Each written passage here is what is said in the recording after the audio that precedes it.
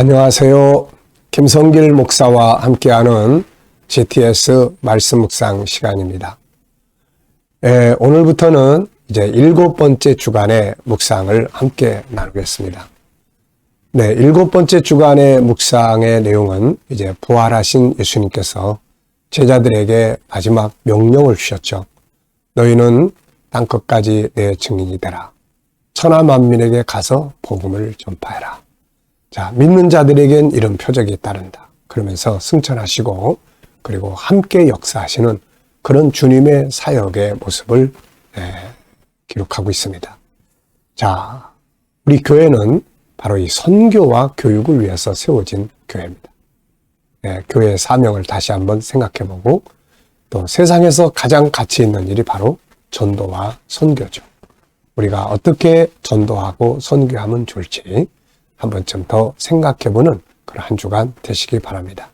자, 오늘도 묵상과 함께 하루를 아주 멋지게, 자, 힘차게 파이팅 하시면서 행복하시고 승리 하루 되시기 바랍니다. 자, GTS 묵상은 두 가지의 목적을 가지고 있다고 그랬죠. 하나는 우리의 신앙의 성장, 또 하나는 재능 개발이에요. 그래서 5-7 플러스 2, 요 구조, 요 프로그램을 익숙하게 잘 활용하시면 삶의 변화, 우리 자녀들의 교육 아주 잘 할 수 있습니다. 자, 그러면 이제 먼저 오늘도 그림을 정리를 하겠습니다. 5는 그림 정리하는 5가지의 질문 내용이에요. 7은 7가지 주제입니다. 9는 질문하기, 묵상을 통해서 영감 얻기가 되겠습니다. 자, 오늘 첫째 날 주제는 전체 생각 속의 그리기예요. 스토리텔링 하기입니다. 자, 오늘 이 본문을 읽고 오늘 그냥 다 내 속에 싹 그려 넣는 거예요. 자, 아주 얼마나 참 기적 같은 일입니까? 본문을 봤는데 이게 내 안에 다 들어와. 이 능력을 키우는 거예요. 자, 오늘 이 그림은 이제 부활하신 다음에 예수님께서 제자들을 만나시고 그들에게 말씀하시고 하는 이제 그런 내용들인데요. 특히 이 그림은 예수님을 3번이나 부인했던 베드로에게 예수님 찾아오셔서 그 베드로의 아픈 심령을 치료하시는 이 내용의 그림이에요. 그래서 네가 이 사람들보다 더 사랑하느냐. 사실 베드로는 지금 예수님 부인하고 나서 마음이 영 마음이 아니죠. 그리고 그게 상처가 되고 있어요. 이대로 놔두면 뭐 우울증, 공황장애, 뭐 대인기피 이런 것들에 빠질 가능성이 아주 큽니다. 그래서 이거를 치료할 수 있는 분은 바로 예수님이에요. 그래서 네가 이 사람들보다 나를 더 사랑하느냐. 이 참 기가 막힌 질문입니다. 이거는 베드로야, 네가 이 사람들보다 나를 더 사랑하지? 내가 그거 알아. 네가 나 부인했지만 그건 너의 본심이 아니야. 걱정하지 마. 제 이런 말씀의 의미거든요. 이게 그런 그림입니다. 자, 제목을 정하고 느껴지는 것 이야기해 보시기 바랍니다. 저는 제목을 베드로를 치료하시는 예수님 이렇게 적었고요. 의미는 이렇게 적었습니다. 베드로는 아픈 마음을 가지고 있었다. 주님은 그를 그대로 두지 않으시고 그를 치료하셨다. 주님을 부인했기 때문에 베드로의 마음은 아픈 마음이 있었지만은 그러나 예수님은 그를 그냥 배신자로 내버려 두지 않고 그를 치료하셨다. 이게 주님의 은혜죠. 네. 자, 두 번째는 분석입니다. 눈에 보이는 부분과 숨겨져 있는 부분이에요. 이 숨겨져 있는 부분을 자꾸 찾아내는 훈련을 해야 돼요. 아이들한테는 이게 바로 철학적 사고를 키워주는 거거든요. 과학이나 수학을 하기 전에 먼저 철학적 사고를 키워야 됩니다. 우리가 인생에서 뭘 하기 전에 이 철학적 사고를 키워야 돼요. 뭘 할 때 생각을 하고 왜 이걸 해야 되지? 뭐 때문에 해야 되지? 가장 최선의 방법이 이런 게 바로 철학적 사고예요, 이게. 그래서 이게 커져야 주도적 학습도 하고 분석도 잘하고 할 수가 있습니다. 그 훈련하는 거예요. 자, 여기서는 이제 눈에 보이는 부분은 우선 예수님, 베드로, 옆에 있는 배, 그리고 바다, 또 이 장면을 지켜보는 제자들, 그리고 그 옆에 있는 그릇, 그리고 회색의 하늘이 펼쳐져 있습니다. 자, 보이지 않는 부분에는 우선 예수님의 마음, 베드로를 보시는 주님의 마음, 그리고 다른 제자들도 있는데 왜 베드로한테 말씀을 하셨을까? 베드로의 마음, 그리고 주님이 이때 하신 말씀들, 그리고 왜 베드로한테 이렇게 하시고 계실까? 이걸 보는 다른 제자들의 마음, 결과, 자, 이런 것들은 다 숨겨져 있는 부분들인데, 이걸 하나씩 하나씩 찾게 되면 우리가 지혜를 갖게 되고 은혜를 더 깊이 받게 되죠. 세 번째는 그림에서 가장 중요한 것 찾기입니다. 자, 오늘도 그냥 살지 마시고 내 삶에서 가장 중요한 것, 내가 할 업무에서 가장 중요한 것 한 번쯤 생각해 보세요. 자, 여기서 저는 가장 중요한 것은 치료하시는 예수님, 이렇게 적어봤어요. 주님은 우리를 항상 치료하시는 분이시죠. 자, 네 번째는 이제 연상법 훈련입니다. 자, 이 그림을 보셨으니까 한번 눈 감으시고 딱 떠올려 보세요. 자, 먼저 예수님, 그 다음 베드로, 그 다음 앉아있는 제자들, 그리고 배가 하나 있고 바다, 회색의 하늘. 자, 우리가 이 연상법 훈련은 기억력 회복인데요. 기억력 키우는 거예요. 그래서 세 가지로 하시면 됩니다. 하나는 이 그림 생각해보기, 두 번째는 또 이것과 관계된 말씀들 생각해보기, 세 번째는 이 그림과 나와의 관계를 생각해보기, 이렇게 하시면 돼요. 자, 저는 성경을 먼저 요한복음 21장, 요 그림의 배경이 되는 말씀이에요. 또 마태복음 26장, 베드로가 예수님을 3번 부인하는 장면이에요. 그리고 겟세마네에 올라갈 때 아주 장담했던 그런 내용들이 있죠. 그래서 더 마음이 힘들었을 거예요. 자, 그 다음에 이제 저는 또 하나, 베드로와 나는 어떤가? 나한테는 베드로의 모습이 없나? 열정은 있는데 실수 많이 하고, 때로는 한없이 약해져가지고, 이런 마음. 또 내 이익을 위해서 베드로처럼 예수님 모른다고 하지는 않는지, 이런 것. 그리고 치료자 예수님과 나와의 관계도 좀 생각을 해봤습니다. 저는 예수님이 누구예요? 그러면 5가지를 이야기하는데 그 중에 하나가 치료자 예수님. 내 마음, 아픈 마음을 치료하시는 분은 이분만큼 뛰어난 분이 없으세요. 이분 전문가입니다. 자, 상상력 키우기입니다. 이 그림을 가운데에 두시고,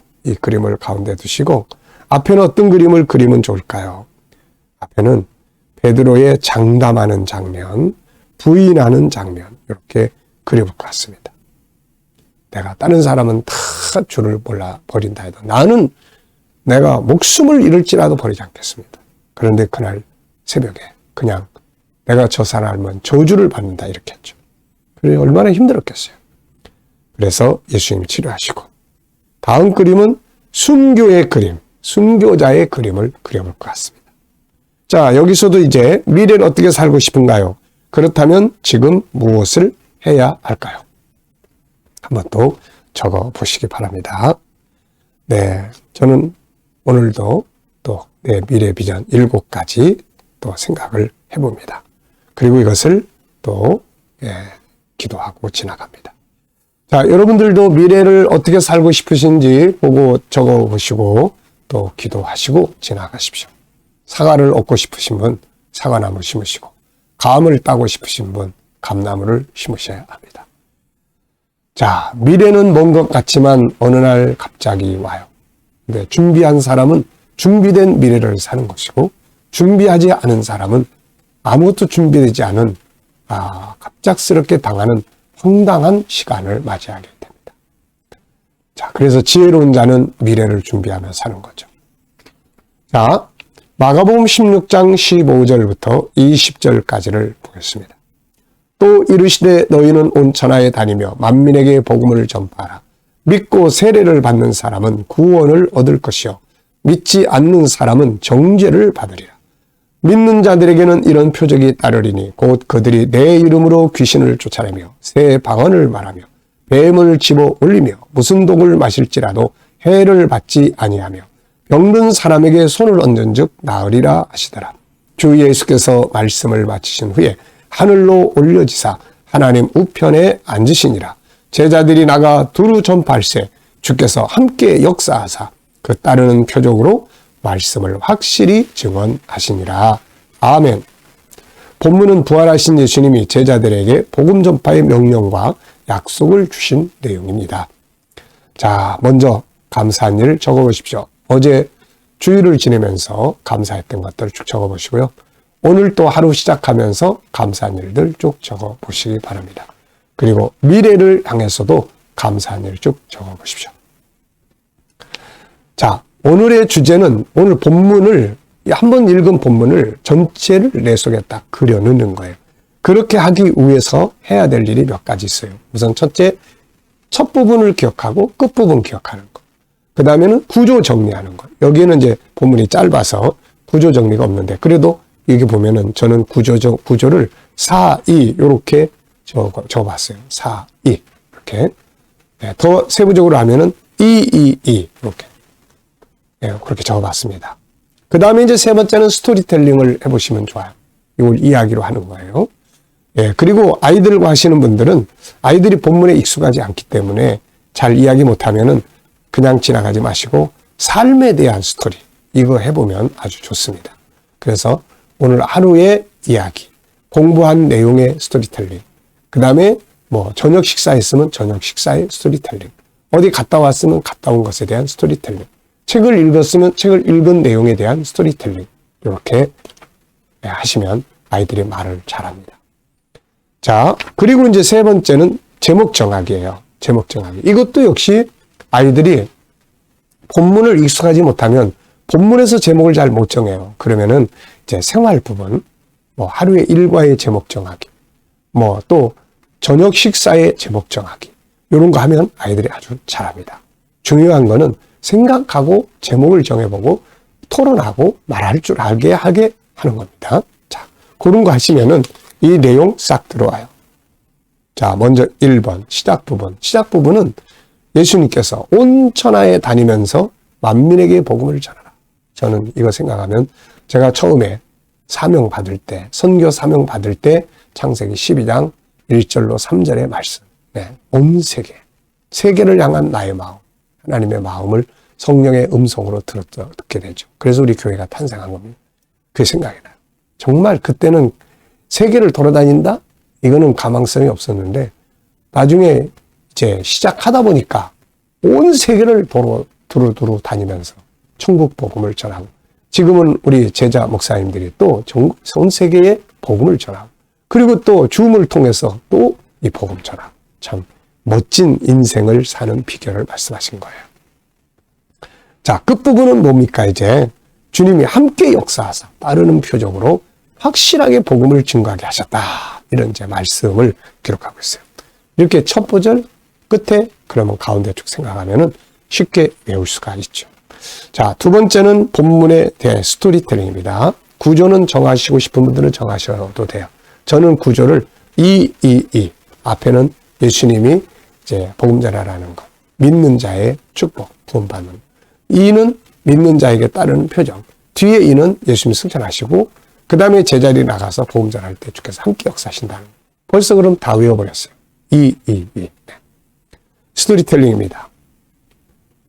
주님은 제자들에게 마지막 명령을 주셨는데 그것은 복음을 전하라는 명령이었다. 온 천하에 다니며 만민에게 복음을 전하라. 믿고 세례받는 자는 구원을 받을 것이요 믿지 않는 자는 정죄를 받으리라. 믿는 자에겐 이런 표적이 따르리니 내 이름으로 귀신을 쫓아내며 이것도 5가지가 쭉 따르는 거예요. 새 방언을 말하며 뱀의 머리를 집으며 무슨 독을 마실지라도 해받지 않고 병든 자에게 손을 얹은 즉 낫는다. 그리고 예수님 이제 이 말씀을 마치시고 승천하셔서 하나님 보좌 앞에 앉으시니라. 제자들이 나가서 전파할 때 주께서 함께 역사하사 따르는 표적으로 복음을 확실히 증거하게 하셨다. 자, 본문이 다 이야기입니다. 그래서 금방 외워지는 거예요. 제목 정하기입니다. 본문의 제목 먼저 저는 마지막 사명, 믿는 자에게 주신 은혜와 권세, 함께 역사하시는 주님, 따르는 표적 이렇게 적어봤어요. 제목을 어떻게 정하느냐에 따라서 내용이 싹 바뀌어버립니다. 그래서 그런 부분들을 꼭 기억을 하시기 바랍니다. 자, 그리고 이제 아이들에게는 아까 말씀드린 것처럼 삶의 한 부분, 성경 놓고 이야기하라 그러니까 잘 못해. 그러면 생활, 오늘 일과에 대한 제목을 정한다면, 오늘 밥 먹었는데 저녁 식사에 대한 제목을 정한다면, 어디 갔다 왔는데 그것에 대한 제목을 정한다면, 놀러 갔다 왔는데 오늘 하루 동안 놀았던 것에 제목을 정한다면, 이런 거 해보시면 이게 논술 훈련이거든요. 질문 만들기입니다. 질문이 없으면 변화와 발전이 없어요. 질문을 해야 변화도 있고 발전도 있고 답도 찾아낼 수가 있습니다. 자, 여기서 저는 질문 이렇게 적어봤어요. 첫째, 주님이 주신 마지막 명령은 무엇이며 약속은 뭔가? 네, 주님이 주신 명령, 복음 전파에, 온 천하에, 온 세계, 그리고 내가 함께 하겠다 하는 약속이죠. 두 번째입니다. 내 인생의 주님의 마지막 명령은 어떤 관계가 있는가? 내 인생과 이 주님의 명령과 어떤 관계가 있습니까? 저는 이것이 바로 내 삶의 중심이 되고 있다. 교회에 세운 이유, 또 내 인생의 이유, 바로 복음 전파, 온 세계에 선교한 이거죠. 자, 오늘도 묵상하겠습니다. 자, 이 묵상하실 때는 항상 세 개를 꼭 기억을 하세요. 첫째, 본문 한번 쭉 기억해 보시고, 둘째, 7가지 주제 한번 기억해 보시고, 오늘 특별히 내가 활용해야 될 주제 뭐가 있는지 한번 생각해 보시고, 또 오늘 이 본문에서 내가 활용해야 될 말씀 뭐가 있는지 생각해 보시고, 내 현장, 자, 현장이라면은 나의 비전이 있고 내가 오늘 해야 될 일이 있고 또 만나야 될 사람이 있습니다. 이 속에서 내 기분대로 하지 마시고 감정에 매이지 마시고 주님께 꼭 물으세요. 주님, 제 비전을 보시고 어떻게 생각하십니까? 오늘 이 사람 만나는데 제가 무슨 말 하면 좋을까요? 오늘 이 업무를 하는데 제가 어떤 자세로 하면 좋을까요?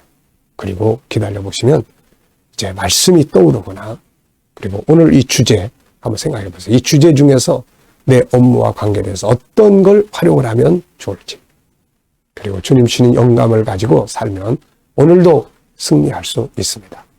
이왕이면 하루를 가치 있고 보람 있고 행복하게 사시길 바랍니다. 자, 기도하고 마치겠습니다.